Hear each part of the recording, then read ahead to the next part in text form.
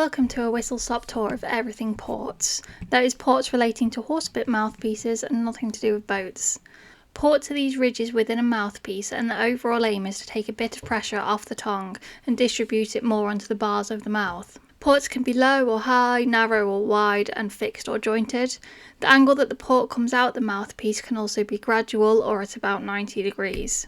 Looking at the height of the port, the general theory is that the higher the port, the less pressure on the tongue, which is correct in principle, but in reality we need to be very careful with how high ports are sitting in the mouth. I'm only really going to talk about the two common extremes here, but there is a sliding scale with height and width. So starting with a low and wide port, it is taking a little pressure off the tongue and putting it more on the bars of the mouth than compared to a similar bit with no port. There still will be tongue pressure, just a little less.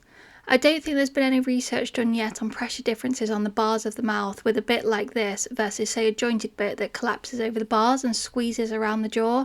Either way, I wouldn't be too concerned with the amount of pressure this is putting on the bars when compared to other bits. Remembering that the bars are the horse's gums and are a relatively sensitive area in the mouth, particularly if they aren't used to having pressure there. These bits can be suitable for horses that don't like having pressure on the tongue but still want a relatively stable mouthpiece, or horses that have quite big tongues. Moving to a low and narrow port, such as the Shire's Magic bit, they're not really doing a terrible lot. They aren't relieving tongue pressure because the mouthpiece is still on the tongue and the central part of the tongue comes up into this little groove in a bit of an unnatural shape. They aren't really causing any harm, but nor are they really doing much tongue relieving or pressure distribution either. Then coming to a high and wide port, now we are taking most of the pressure off the tongue and putting it on the bars instead. It is important that the horse's tongue can fit comfortably under the port, so it isn't moulding the shape of the tongue at all, and probably more importantly, it isn't sitting on top of the tongue and then hitting the sensitive roof of the mouth when engaged. These bits should be used with care and proper fitting, and as most horses do generally prefer pressure on the tongue rather than the bars, these wouldn't suit every horse. Now looking at correction ports, these are high and narrow ports. A true correction bits port is also jointed at a 90-degree angle. It's important to note that the jointed connection is different to the Myler style swivel that can be done from the centre of their barrels, as those are to allow independent movement on either side of the rein and don't squeeze inwards on the jaw. High and narrow ports sit on the top of the tongue rather than round the tongue. They do often suck the tongue upwards in a very unnatural way, and where they do, 100% of the pressure is straight on the more sensitive bars of the mouth.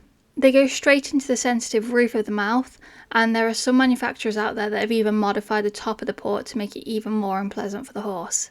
These are absolutely not meant for riding with constant contact.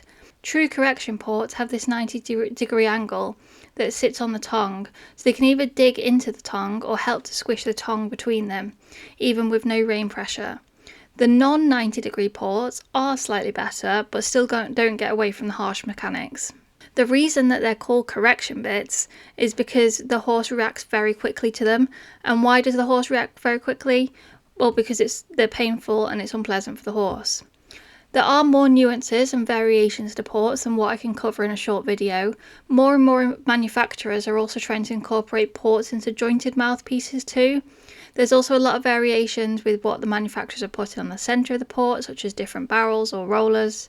But if you found this video interesting, then please leave a like or comment and consider checking out bitmechanicsonline.com, where we have videos on the mechanics of lots and lots of different bits, plus lots of different bit related articles and links to bit related academic research, so you can make the most informed decisions for your horse.